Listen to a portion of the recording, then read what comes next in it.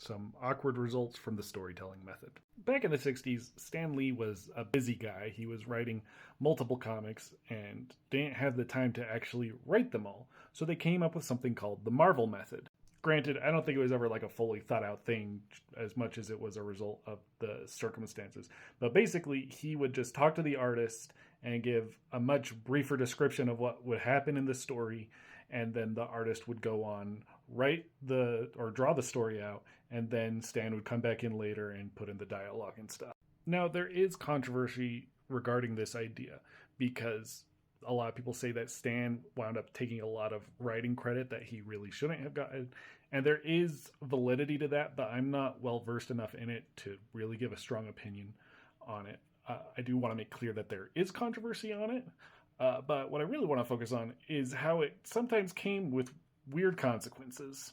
Since the stories weren't 100% fleshed out when the artists were drawing them, this would result in sometimes where the artist would have a different vision of things than what Stan wound up putting in.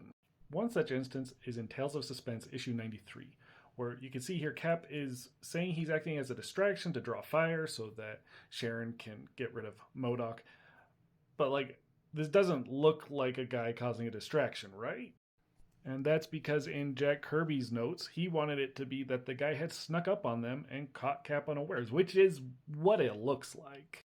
Now, I actually do think it is debatable about which choice is better here because with Cap being the ultimate fighting machine, there have been many times when he's been able to sense people sneaking up on him. So it feels a little weird for a random thug to be able to do that now. So I kind of do like that it was changed, but since the artwork was done, it just looks weird.